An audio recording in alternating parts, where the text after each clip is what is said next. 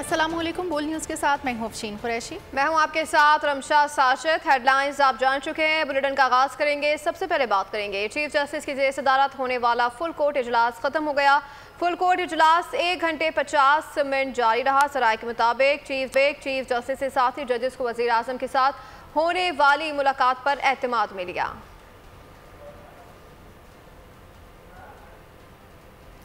Chief justice की ज़ेर सदारत होने वाला फुल कोर्ट इजलास ख़त्म हो गया। फुल कोर्ट इजलास 1 घंटा 50 मिनट जारी रहा। मज़ीद तफ़सीलात जानते हैं बोल न्यूज़ के नुमाइंदे ज़ुल्क़रनैन इकबाल से। ज़ुल्क़रनैन इकबाल, बताइएगा इस इजलास के हवाले से।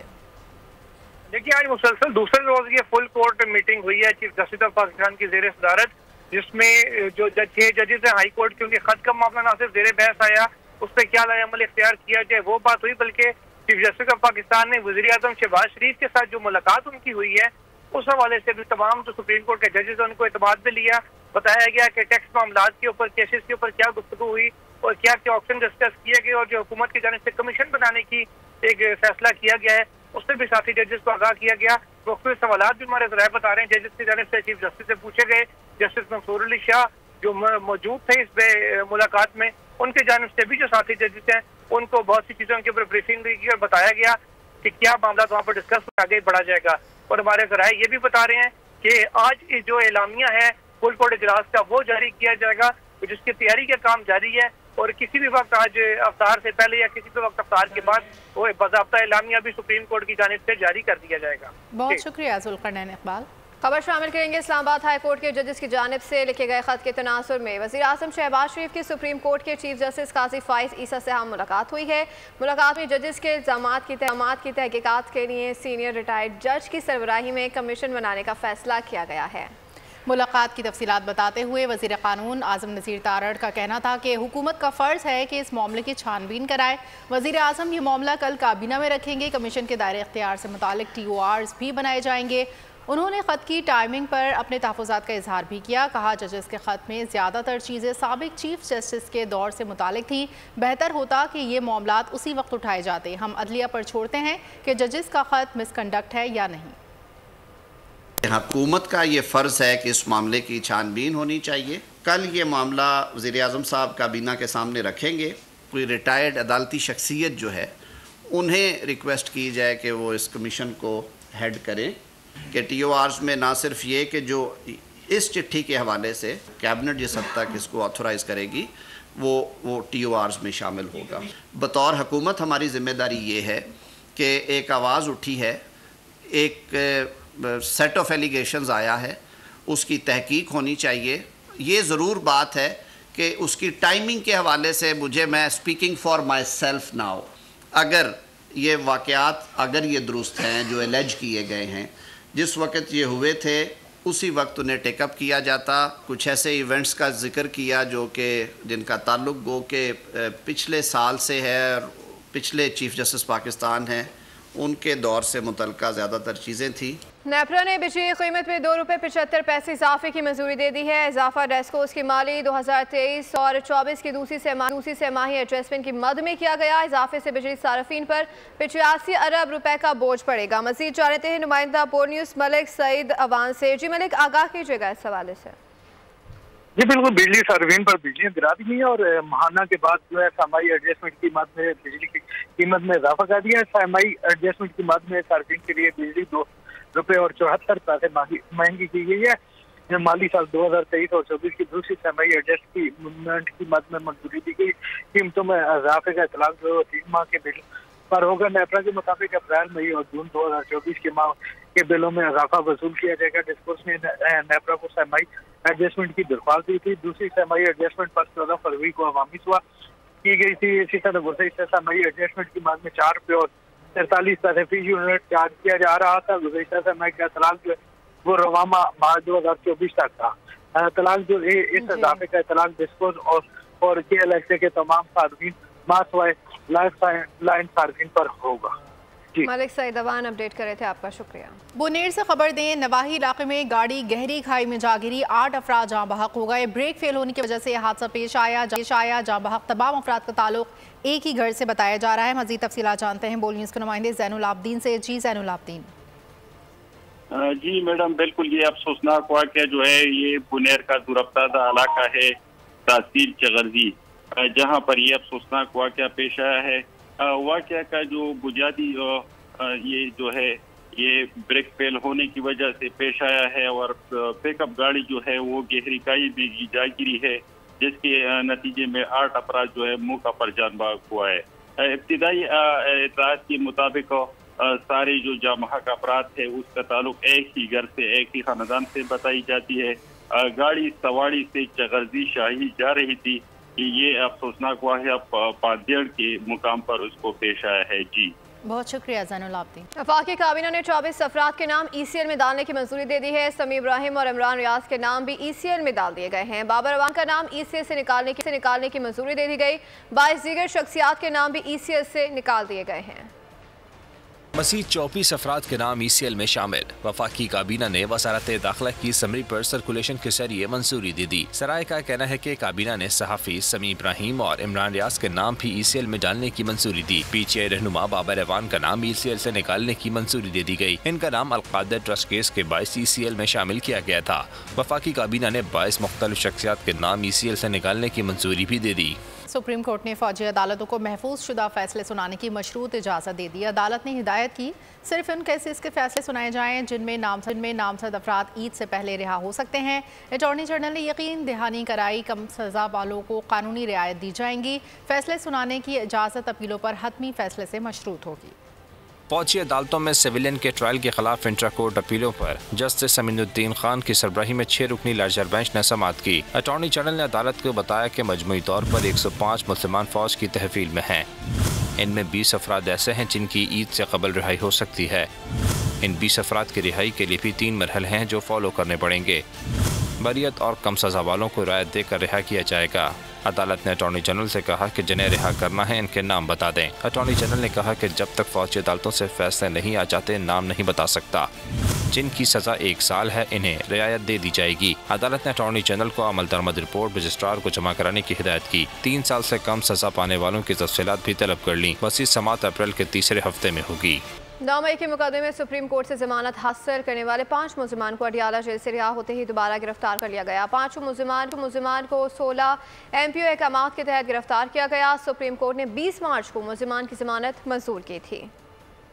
शफीक रिश्ता शकीउल क़ल्ब निकला, भाई भी कसाई बन गया। टोबर टेक सिंह में लर्जा खेज कत्ल से मुतालिक होशरबा इंकशाफात सामने आ गए। मकतूला अपने ही बाप भाई के जुल्म और ज्यादती का शिकार थी। दूसरे भाई और भाभी ने जालिमों को बेनकाब। अंधोनाक वाक़ये की वीडियो, पस मंजर में जान बख्शी की इल्तिजा। घिनौने जुर्म को बेनकाब करने का सहरा मारिया के भाई के सर जाता है। मुल्जिमान इसे बेटी के नाम पर धमकाते रहे मगर शहबाज कमाल महारत से वीडियो बना गया। मारिया ने इफ्तारी की है। इफ्तारी करने के बाद मेरी वाइफ को रूम में ले गई है।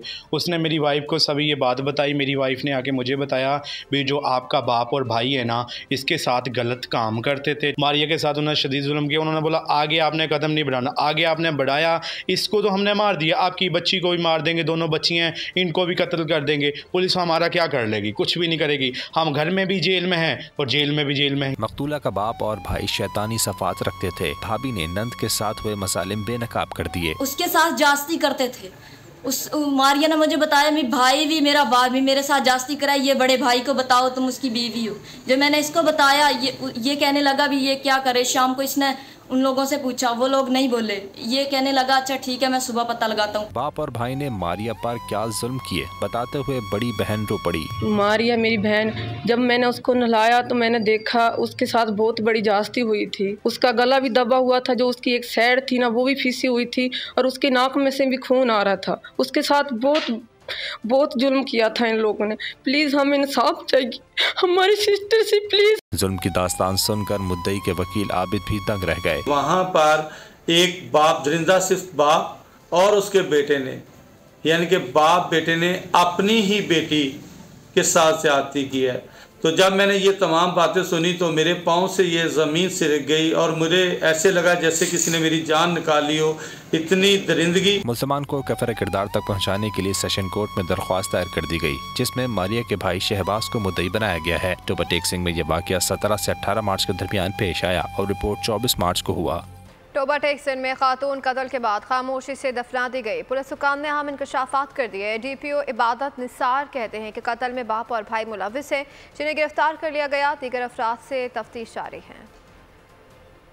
इसको 24 मार्च 2024 को इतला मिली कि मारिया बीबी नामी एक बच्ची जिसकी उम्र 21-22 साल है, उसको उसके भाई और उसके वालिद ने जो है वो मर्डर कर दिया है। इस पे पुलिस फ़ौरन हरकत में आई और इसकी FIR का इंदराज किया गया और FIR इंदराज करने के बाद चूँकि लाश दफना दी गई थी तो उसकी कब्र कुशाई की गई और उसके बाद उसका पोस्टमार्टम करवाया गया और इसके नतीजे में जो वहाँ से स्वैब्स और दूसरे सैंपल्स हैं उनको कलेक्ट करने के बाद PFSA लैब को भिजवाया गया है। जब मज़ीद इस इंसिडेंट की तफ्तीश की गई तो उसमें ये बात सामने आई कि ये वाक़या बेसिकली 17 और 18 मार्च को पेश आया और इस वाक़े के बाद जो मुल्ज़मान थे उन्होंने इस बच्ची की लाश जो है रातों रात वो दफना दी गई थी। इस वीडियो में हमें ये ऐसे महसूस हो रहा है कि जैसे 4 लोग इसके अंदर हैं, जिनमें से 2 बंदे एक्टिवली ये जुर्म सरजद कर रहे हैं और एक बंदा वीडियो बना रहा है और इसके अलावा एक लेडी की प्रेजेंस भी वहाँ है मौजूद है। इसमें FIR रजिस्टर होने के बाद जो 2 मरकज़ी मुल्ज़मान हैं फैसल और अब्दुस्तार, उनको अरेस्ट कर लिया गया है और इसमें जो बाकी मुल्ज़मान हैं उनकी तफ्तीश जारी है और तमाम एविडेंस कलेक्ट करने के बाद इस केस को यकसू किया जाएगा। इस्लामाबाद के ब्लू एरिया में खातून से ज़्यादती का वाक़या। मुलजिम ने बैरून मुल्क मुलाजमत का झांसा देकर खातून को दफ्तर बुलाया और ज़्यादती का निशाना बनाया। मुलजिम की शनाख्त असद इमरान के नाम से हुई, जिसका खातून से रब्ता सोशल मीडिया के ज़रिए हुआ। इमरान ने दुबई का वीज़ा दिलवाने के बहाने ऑफिस बुलाया था। कराची से खबर दें, गुलिस्तान जौहर ब्लॉक 15 में फायरिंग से एक शख्स जाँ बहक, एक जख्मी हो गया। वाक़या ज़ाती दुश्मनी का शाखसाना है। जाँ बहक शख्स का ताल्लुक कश्मीर से था। इस हवाले से मज़ीद जानते हैं खुर्रम गुलजार से। खुर्रम गुलजार से भी रब्ता करने की कोशिश करेंगे। फ़िलहाल आपको अपडेट कर रहे हैं। गुलिस्तान जौहर ब्लॉक 15 में फायरिंग से एक शख्स जाँ बहक हो गया है और एक शख्स जख्मी हो गया। वाक़या ज़ाती दुश्मनी का शाखसाना है। जाँ बहक शख्स का ताल्लुक कश्मीर से था। अपडेट कर रहे हैं आपको इस हवाले से। गुलिस्तान जौहर ब्लॉक 15 में फायरिंग से एक शख्स जाँ बहक हो गया, एक जख्मी हो गया। वाक़या ज़ाती दुश्मनी का शाखसाना है। जाँ बहक शख्स का ताल्लुक कश्मीर से था। अपडेट कर रहे हैं आपको, कराची से खबर दे रहे हैं। गुलिस्तान जौहर ब्लॉक 15 में फायरिंग से एक शख्स जाँ बहक हो गया, एक शख्स जख्मी हो गया। वाक़या ज़ाती दुश्मनी का शाखसाना है। जाँ बहक शख्स का ताल्लुक कश्मीर से बताया जा रहा है। गुलिस्तान जौहर में ब्लॉक 15 में फायरिंग, एक शख्स जाँ बहक हो गया जबकि एक शख्स जख्मी है। वाक़या ज़ाती दुश्मनी का शाखसाना है। मज़ीद जानते हैं खुर्रम गुलजार से। जी खुर्रम, बताइएगा ये क्या मामला है? जी बिल्कुल, ये गुलिस्तान जौहर ब्लॉक 15 में नामालूम अफराद ने फायरिंग की, जिसके नतीजे में 2 अफराद जख्मी हुए। जख्मियों को जब जिला अस्पताल मुंतकिल किया जा रहा था कि इस दौरान एक शख्स जो है वो दौरान इलाज दम तोड़ गया, जबकि दूसरे जख्मी को तिब्बी इमदाद फराहम की जा रही है। पुलिस का कहना है कि वाक़या ज़ाती दुश्मनी का शाखसाना मालूम होता और मकसूल जो है वो कश्मीर का रहने वाला था, जिसके बारे में पुलिस ने तहकीकात का आगाज़ कर दिया है। जी ठीक है, बहुत शुक्रिया खुर्रम गुलजार, अपडेट कर रहे थे। कराची के इलाके औरंगी टाउन में घर में घुसकर फायरिंग से खातून जाँ बहक और बेटी जख्मी हो गई। वाक़े का मुकदमा थाना पीराबाद में दर्ज। तफसीलात इस रिपोर्ट में। कराची के इलाके डिफेंस में शौहर को कत्ल करके फरार होने वाली मुलजिमा को साथी समेत गिरफ्तार कर लिया गया। मुलजिमा शीरी ने उसामा के साथ मिलकर शौहर जहांजेब की जान ली। लाश फ्लैट में छोड़कर भाग निकले। पुलिस के मुताबिक मुलजिम उसामा ने जो अस्पताल में काम करता है, जहांजेब ने चंद साल कबल पसंद की शादी की थी। फ्लैट भी 1 माह कबल अहलिया के नाम पर ही खरीदा था। कराची में बिगड़े नौजवान का कानून से खिलवाड़। सीनियर पुलिस अफसर के बेटे की फायरिंग करने की वीडियो वायरल। फुटेज में जदीद असलहे के साथ मुनशियात भी नुमाया है। सड़कों पर गोलियां बरसाता, दहशत फैलाता, ताकत के नशे में चूर ये नौजवान है सीनियर पुलिस अफसर का बेटा, जो कानून की धज्जियां उड़ा रहा है। सोशल मीडिया पर वायरल वीडियो में नौजवान का चेहरा और उसके कारनामे वाज़ेह देखे जा सकते हैं। नौजवान को गाड़ी से फायरिंग करते देखा जा सकता है। फुटेज में जदीद असलहे के साथ मुनशियात भी नुमाया है। नौजवान की सीनियर पुलिस अफसर के हमरा तस्वीर भी सामने आ गयी, लेकिन सीनियर पुलिस अफसर वीडियोज और तस्वीर पर जवाब देने से कासिर हैं। पतंग के कातिल डोर पंजाब के कराची में भी जानी दुश्मन बन गए। डोर की जद में आकर 3 अफराद जख्मी हो गए। बढ़ते वाक़यात पुलिस ने भी पतंग फरोशी के खिलाफ क्रैकडाउन शुरू कर दिया। सर बचाने के लिए हेलमेट पहने, गला बचाने के लिए क्या किया जाए। कराची में पतंग की डोर गर्दनें काट रही है। अजीजाबाद में 20 साल नौजवान पतंग की डोर गले पर फिरने से जख्मी हो गया, जिसकी शनाख्त ओवैस के नाम से हुई। यासीनाबाद में 2 साल बच्चा भी पतंग की डोर फिरने से जख्मी हुआ। एक रोज कबल कोरंगी में पतंग की डोर फिरने से नौजवान जख्मी हुआ था। ऐसे में कराची पुलिस पतंग फरोशों के खिलाफ मुतहर्रिक हो गई। गुलशन मेमार से 3 पतंग फरोश गिरफ्तार कर लिए गए। लियाकताबाद में पतंग बेचने वाले 3 मुलजिमान को गिरफ्तार किया गया। मुलजिमान में खातून भी शामिल हैं।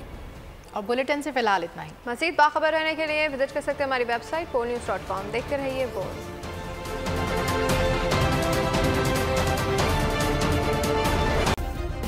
सब्सक्राइब करें और बेल दबाएं ताकि कोई खबर रह न जाए।